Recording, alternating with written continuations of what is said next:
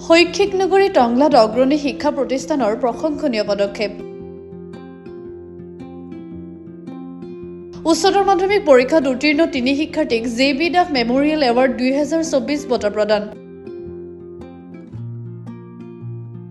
কলা শাখাৰ হিয়া কাশ্যপ, বিজ্ঞান শাখাৰ দেৱাশীষ কাশ্যপ আৰু বাণিজ্য শাখাৰ পঞ্চমী বৰ্মনক উক্ত বঁটা প্ৰদান কৰা হয়। টংলাৰ নেশ্যনেল পায়োনিয়াৰ ছিনিয়ৰ ছেকেণ্ডেৰী স্কুলত অধ্যয়নৰত উচ্চতৰ মাধ্যমিক পৰীক্ষাত অৱতীৰ্ণ হ'বলগীয়া প্ৰতিগৰাকী শিক্ষাৰ্থীক প্ৰেৰণা যোগোৱাৰ উদ্দেশ্যে চলিত বৰ্ষৰ পৰা প্ৰতিষ্ঠাপক অধ্যক্ষ জে.বি. দাস সোঁৱৰণী মেমৰিয়েল এৱাৰ্ড প্ৰদান কৰাৰ ব্যৱস্থা গ্ৰহণ কৰা হৈছে।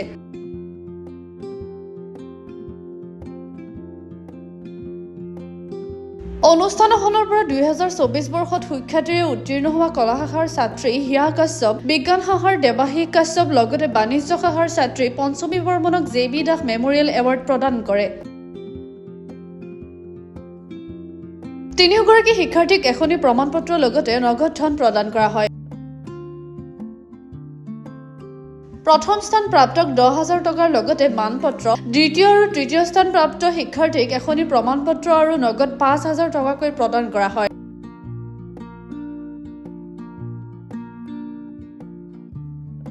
অনুষ্ঠানত নেশ্যনেল পায়োনিয়াৰ ছিনিয়ৰ ছেকেণ্ডেৰী স্কুলৰ অধ্যক্ষ সৈয়দ পাৰভেজুল ইছলামে শিক্ষানুষ্ঠানখনত এইবুলি পুনৰ বিজ্ঞান শাখাৰ অধ্যয়নৰত শিক্ষাৰ্থীক প্ৰেৰণা দিয়াৰ উদ্দেশ্যে এনে বঁটাৰ ব্যৱস্থা হাতত লৈছে বুলি জানিব দিয়ে।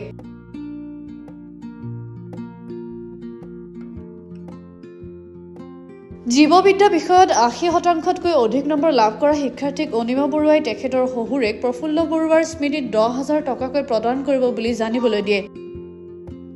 উল্লেখ্য যে নেশ্যনেল পায়োনিয়াৰ ছিনিয়ৰ ছেকেণ্ডেৰী স্কুলৰ প্ৰতিষ্ঠাপক অধ্যক্ষ জে.বি. দাস সোঁৱৰণী স্মৃতি দিৱস উপলক্ষে তেখেতৰ পৰিয়ালবৰ্গ ক্ৰমে ৰত্না দাস, প্ৰসেনজিৎ দাস আৰু দুলা দাসে শিক্ষানুষ্ঠানখনৰ ছাত্ৰ-ছাত্ৰীসকলক উৎসাহিত কৰাৰ উদ্দেশ্যে 3টা বঁটা প্ৰদান কৰাৰ বাবে স্কুল কৰ্তৃপক্ষৰ তৰফৰ পৰা ডক্টৰ নাৰায়ণ বৰাই ধন্যবাদ জ্ঞাপন কৰে। হয়, আমাৰ নেশ্যনেল পায়োনিয়াৰ ছিনিয়ৰ ছেকেণ্ডেৰী স্কুল 2004 চনত স্থাপিত হৈছিল আৰু আমি ইতিমধ্যে অসমত এটা সুকীয়া পৰিচয় আমি দাঙি ধৰিবলৈ সক্ষম হৈছোঁ।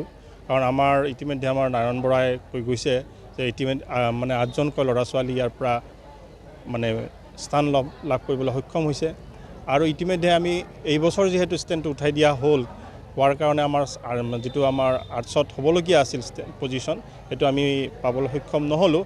যি কি নহওক আমি অনাগত দিনত আমাৰ যিখিনি ছাত্ৰ ছাত্ৰী আছে এই ছাত্ৰ ছাত্ৰীখিনিৰ পৰা আমি যথেষ্ট আশা কৰিছোঁ আৰু ভৱিষ্যতে তেওঁলোকে নিশ্চয় মানে আগৰ বিগত বছৰবোৰৰ দৰে আমাক যিটো সুনাম এই সুনামটো কঢ়িয়াই ৰাখিবলৈ সক্ষম হ'ব বুলি আমাৰ আশা আছে। আৰু এটা কথা মই এইখিনিতে কওঁ, ইতিমধ্যে আমাৰ জে.বি. দাস ছাৰৰ স্মৃতিত আমাৰ এটা এৱাৰ্ড ঘোষণা কৰা হৈছে তেওঁলোকৰ পৰিয়ালবৰ্গৰ ফালৰ পৰাই। আৰু লগতে আজি এটা নতুন ঘোষণা আহিছে যে আমাৰ বিদ্যালয়ত আগন্তুক যিটো চূড়ান্ত বৰ্ষৰ আমাৰ ৰিজাল্ট হ'ব তাত যিজন ষ্টুডেণ্টে জীৱবিজ্ঞানত সৰ্বোচ্চ নম্বৰ লাভ কৰিব তেখেতক আমাৰে এগৰাকী শিক্ষয়িত্ৰী, তেখেত শ্ৰদ্ধাৰ টংলা কলেজৰ আমাৰ জুলজিৰ হেড অফ দ্য ডিপাৰ্টমেণ্ট আছিলে অনিমা বাইদেউ, তেখেতৰ মানে শহুৰ দেউতাৰ নামত প্ৰফুল্ল চন্দ্ৰ বৰুৱাৰ নামত এই এৱাৰ্ডটো ঘোষণা কৰিছে আৰু এই এৱাৰ্ডত থাকিব মানপত্ৰ, গামোচাৰ লগতে নগদ 10,000 টকাৰ এটা বৰঙণি।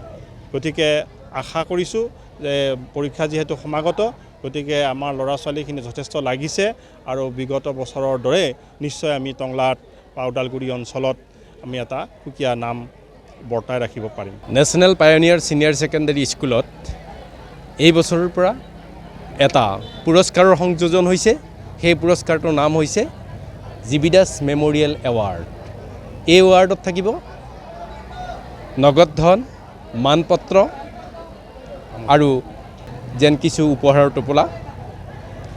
আৰু এই পুৰস্কাৰটো আগবঢ়াইছে আমাৰ এই মহাবিদ্যালয়ৰ ৰেক্টৰ, এসময়ৰ ৰেক্টৰ তথা প্ৰতিষ্ঠাপক অধ্যক্ষ শ্ৰদ্ধাৰ জে.বি. দাস দেৱৰ সোঁৱৰণত তেখেতৰ পৰিয়ালবৰ্গই আমাক জনাইছে যে যিহেতু এই অনুষ্ঠানখনৰ প্ৰতিষ্ঠা কালৰ পৰা তেখেত জড়িত হৈ আছিলে গতিকে এই অনুষ্ঠানখনৰ লগত যথেষ্ট আৱেগ আছে। গতিকে জে.বি. দাস দেৱৰ স্মৃতি বিজড়িত এই অনুষ্ঠানখনত তেখেতৰ নামটো চিৰস্থায়ী কৰিবৰ বাবে এটা এৱাৰ্ড প্ৰত্যেক বছৰে ঘোষণা কৰিব। এই এৱাৰ্ডত 3গৰাকী ছাত্ৰ ছাত্ৰীক তেওঁলোকে বঁটা প্ৰদান কৰিব। এই 3টা ষ্ট্ৰীমত যিকেইগৰাকী ছাত্ৰ ছাত্ৰীয়ে সৰ্বোচ্চ নম্বৰ লাভ কৰে আৰ্টছ কমাৰ্চ ছায়েন্সত, ইয়াৰ মাজতে যিগৰাকীয়ে সৰ্বোচ্চ নম্বৰ পাব, যিটো ষ্ট্ৰীমৰ পৰা সৰ্বোচ্চ নম্বৰ পাব, সেই নম্বৰপ্ৰাপ্ত ছাত্ৰ ছাত্ৰীক দিব 10,000 টকাকৈ, আৰু অন্য 2টা ষ্ট্ৰীমত যি নেকি হায়েষ্ট নম্বৰ পাব তেওঁলোকক 5,000 টকাকৈ ঘোষণা কৰিব।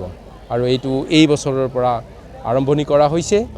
এই বছৰত হিয়া কাশ্যপ নামৰ কলা শাখাৰ ছাত্ৰীগৰাকীয়ে 10,000 টকাৰ এই নগদ ধনৰ পুৰস্কাৰ লাভ কৰিছে, মানপত্ৰসহ তথা উপহাৰসহ।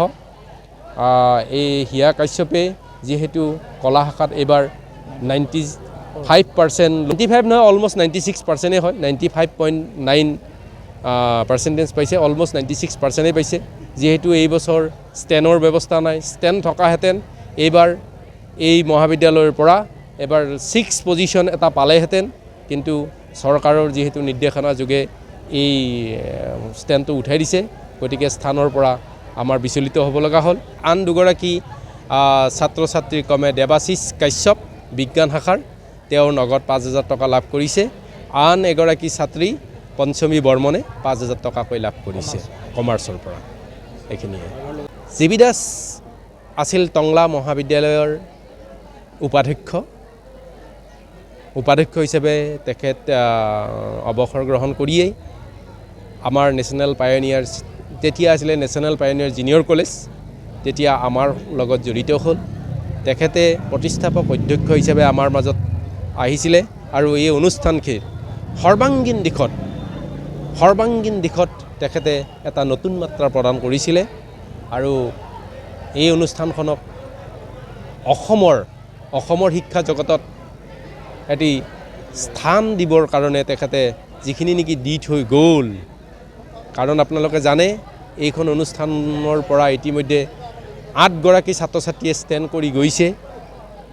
গতিকে সেইটো এটা, সেই ষ্টেণ্ডত তেখেতৰ কৃতিত্ব যথেষ্ট আছে, তেখেতৰ অৰিহণা যথেষ্ট আছে। গতিকে আজিৰ এই মুহূৰ্তত তেখেতলৈ আমি আন্তৰিক শ্ৰদ্ধা জ্ঞাপন কৰিছোঁ, তেখেতৰ পৰিয়ালবৰ্গকো আমি ধন্যবাদ তথা কৃতজ্ঞতা জ্ঞাপন কৰিছোঁ এনেকুৱা এটা সুন্দৰ পদক্ষেপ গ্ৰহণ কৰাৰ বাবে। টংলাৰ পৰা মৃন্ময় চহৰীয়াৰ ৰিপৰ্ট, গ্ল'বেল NE 24/7।